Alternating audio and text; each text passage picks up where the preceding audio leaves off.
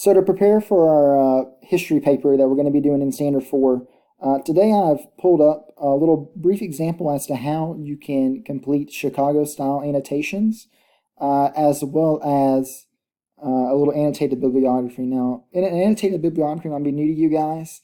You guys have probably done annotations in your English classes, and you're also probably used to using MLA-style citations in your English class. Chicago-style citations are used in history classes, so if you take history in college, which if you plan on going to college, you're probably going to take a History 101 or History 102.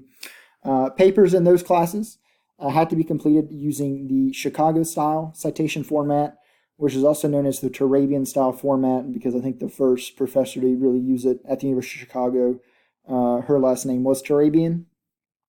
It's a different style format that uses footnotes instead of like citations in a document, like when you have like a citation in parentheses after you have your little source.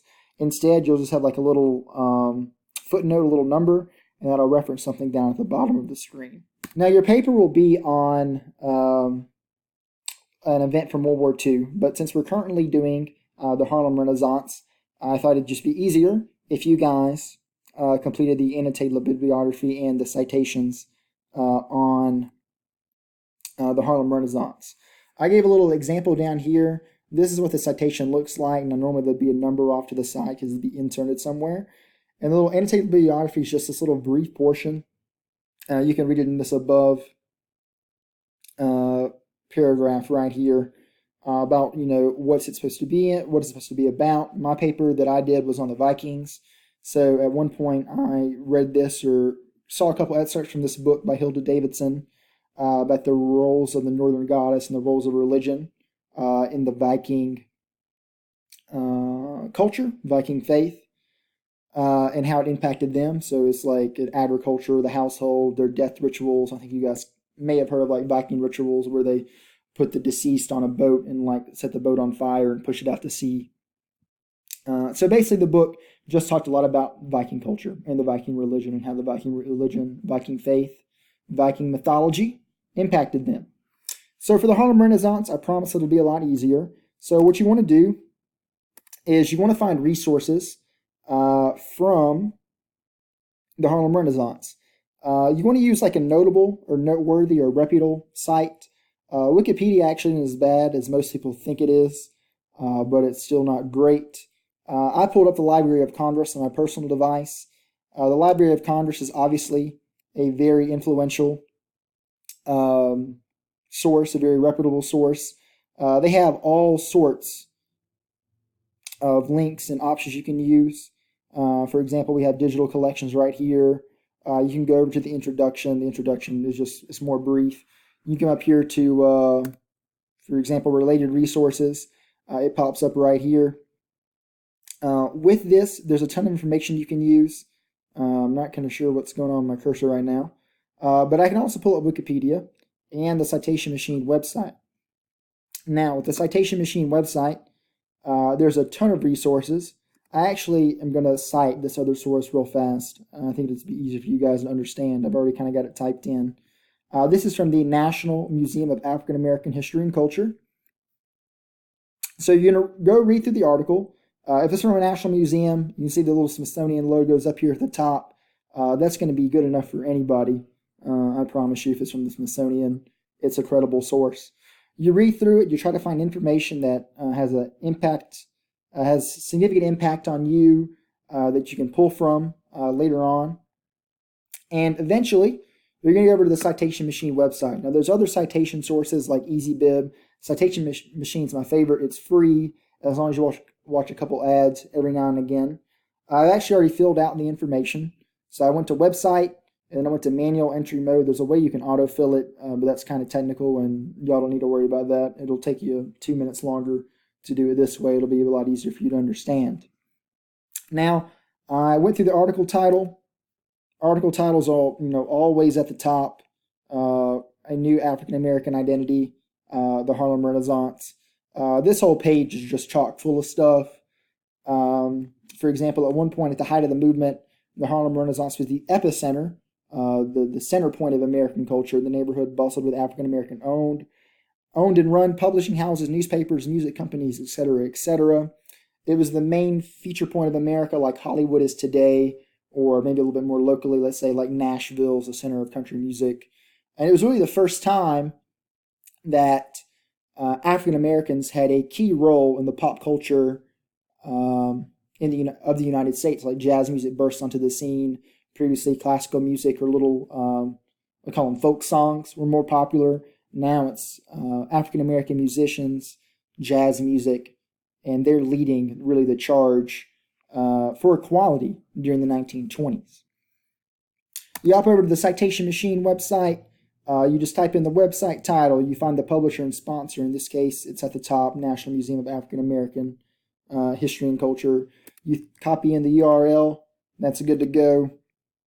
Date published. Always do the most recent date. So I'm doing this on November the 20th. So I'm going to type in 20 November 2019. I almost said 19. Date access would be the same date you access it. Now this article didn't have date next to it. Other articles will. If it's not there, if it's not listed, just put the current date because it's updated all the time. You go and put your annotation in right here. So I'm going to type through it really fast, kind of what I said. This website highlights the impact the Harlem Renaissance, sorry, I'm trying to type really fast here, had on mainstream American culture during the 1920s. It provides background information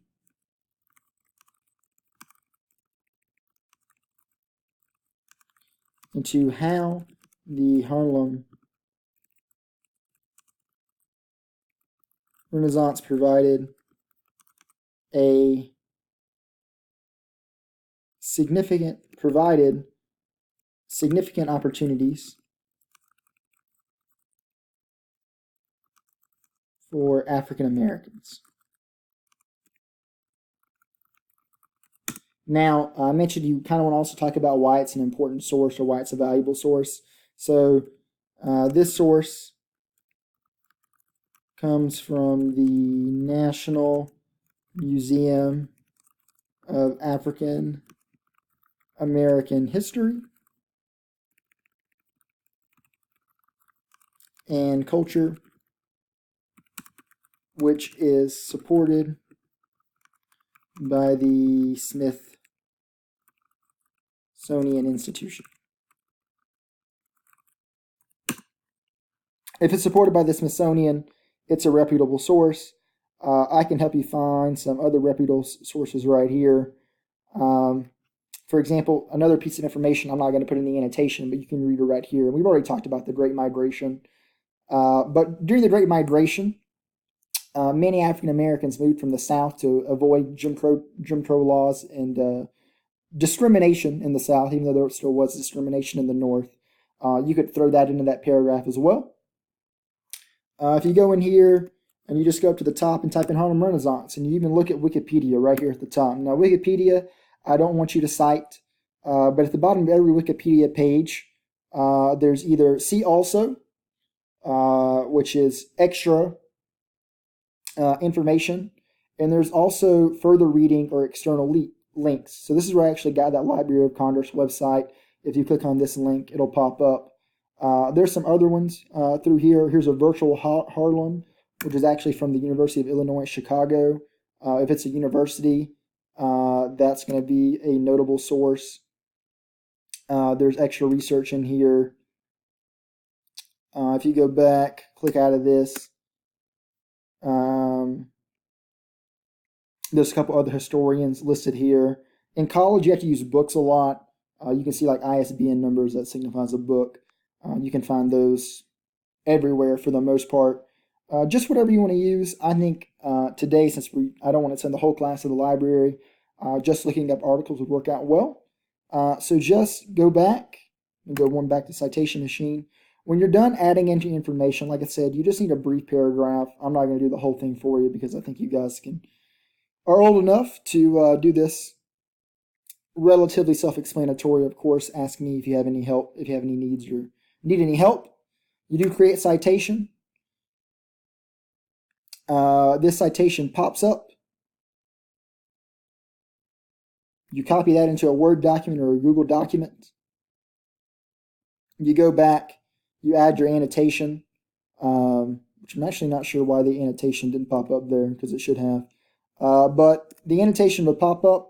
You can copy that annotation into a Word document or a Google document, submit that to me. I want to see, I believe it requests 3. Yes, I want to see 3 examples just so I can give you feedback on a number of issues. If there are any issues, I'm sure some of y'all's citations are going to look perfect. Some other ones are going to look a little bit rough around the edges, but we'll get them cleaned up. So that's all. Just work independently on this. If you need help, I'm here to help you guys. I just wanted to maximize the amount of time we have to work on this during class. So if you guys can just watch this video closely, if you kind of like skimmed it because you kind of zoned out for some reason, just go back and make sure you understand it before you start working on the bibliography. And I'll see you guys in class. Thank you.